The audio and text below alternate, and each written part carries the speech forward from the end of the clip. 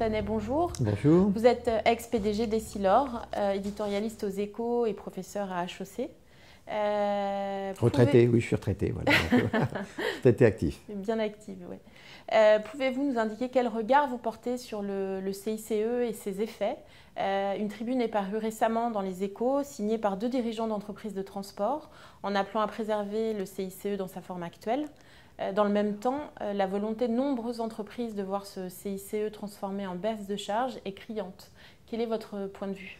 Le CICE, l'origine du CICE, c'est quand même qu'il y a eu des hausses d'impôts absolument effrayantes depuis 10 ans, et en particulier depuis 2012, et que le CICE, ça a été baissé, en gros les impôts et les charges, après une hausse absolument vertigineuse. Donc on parle beaucoup de la baisse, mais c'est une baisse. Donc en gros, je crois que on rend aux entreprises en gros 40 milliards. Pour vous donner quand même l'origine, c'est que la sphère publique française est en gros 25% plus coûteuse que la sphère publique allemande. Vous voyez, la sphère publique française, c'est 57% du PIB. La sphère publique allemande, c'est 44% du PIB. Alors on dit 13% du PIB, c'est 250 milliards. Donc en gros, l'économie française est surchargée de 250 milliards d'euros par rapport à l'allemande. Et pour vous donner les ordres de grandeur, le PIB, c'est en gros 2100 milliards, la sphère publique, c'est 1200, et la sphère privée, c'est 900. Donc la sphère publique est plus grande.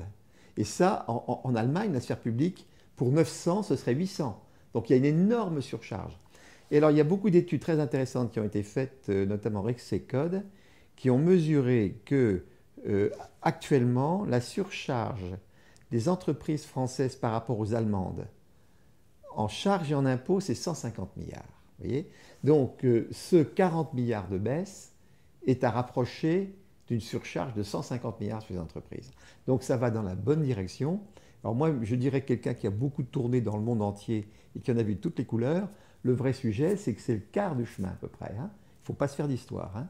On reste, même après CICE. Alors, transformer ça en baisse de charge, ça je ne peux pas vous répondre parce que ça dépend, je pense, de tous les types d'entreprises. Mais la vérité vraie, c'est qu'on a fait que le quart du chemin.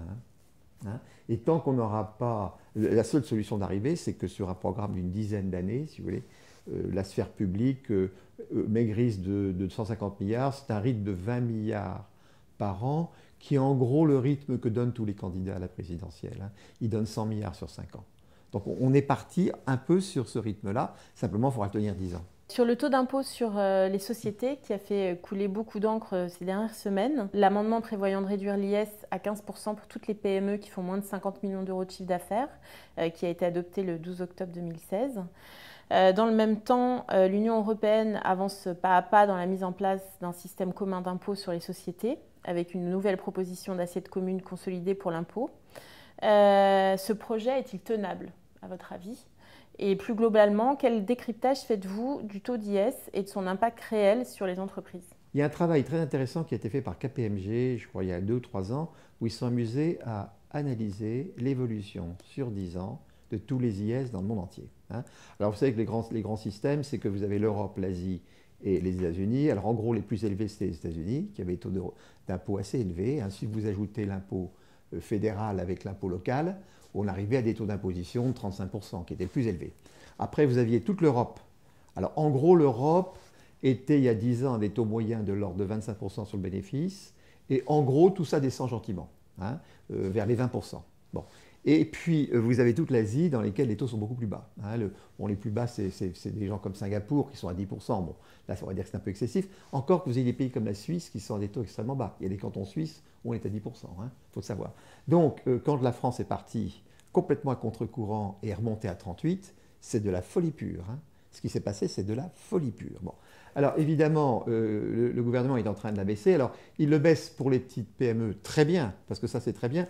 On va reparler de 15 après. C'est très bien. Bon, simplement, il faut aussi voir que quand il ne met pas ça sur les grands groupes, de toute façon, qui sont tous mondialisés, il faut voir les effets dévastateurs que ça produit. Pour vous donner simplement des images, mais je connais assez bien Singapour. La raison pour laquelle on a un impôt sur le revenu extrêmement élevé en France, c'est parce que, sur les sociétés, c'est parce qu'on a la charge publique très élevée. Elle est à 57%. Alors vous savez que c'est fait de 32% de social et de 25% de charge d'État. L'État est... Bon. Sur les 25%, c'est en gros l'État et les régions. Alors des pays, si vous voulez, comme la Suisse, le 25%, ça représente plutôt 18. Des États comme Singapour, c'est 15. Vous voyez, donc on est déjà beaucoup plus élevé. Et le 32% qu'on a en sphère sociale, ce qui est très dangereux, c'est qu'il est en perte, hein. Il n'est pas en équilibre. Ce qui fait que l'État contribue. Donc l'État, il doit payer 25%, les impôts doivent payer les 25% de l'État, mais il faut rajouter qu'on comble la sexo et les caisses de retraite. Donc on paye beaucoup plus. Alors, il est clair qu'à terme, il va y avoir une bagarre pour attirer les boîtes, hein. Les pays les plus prospères sont ceux qui vont réussir à attirer les entreprises.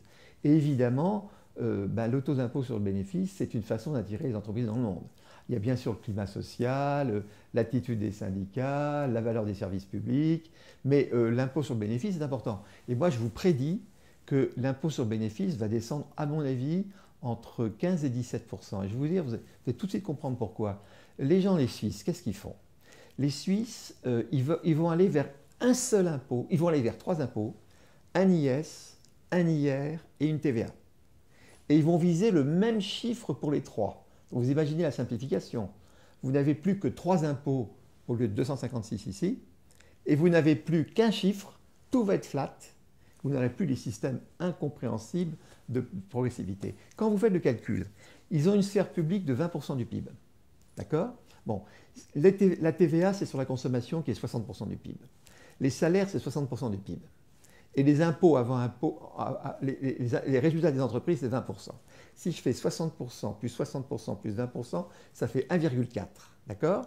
Si je dois payer 20% de sphère publique divisé par 1,4, je tombe sur 15 ou 16%. Vous voyez, ça veut dire que les Suisses vont mettre un flat tax TVA, un flat tax sur les salaires et le même taux sur l'impôt sur l'entreprise. Ce qui fait que je pense que les taux d'impôt sur bénéfice vont sûrement, dans les 10 ans qui viennent, converger entre 15 et 17%. Vous voyez, alors là, ça veut dire qu'on a vraiment à se remuer. Et la seule façon de nous se remuer, c'est de revenir au programme, de réduire la sphère publique française, la faire descendre de 57% à un 43-44%, sachant que, par exemple, les Allemands continuent à baisser, hein. Le 44, ils considèrent que c'est trop élevé, ils veulent faire aller vers 40. Hein. Donc, ça veut dire que le chemin pour retrouver l'attractivité, parce que c'est des taux d'impôt bas sur les bénéfices qui vont attirer les boîtes, et la compétitivité, parce que quand vous avez un impôt sur bénéfices trop élevé, la partie qu'on réinvestit en investissement, il est piqué puisque l'État pique du fric au passage. Vous voyez, donc vous freinez la croissance d'une boîte quand vous mettez trop d'impôts, hein.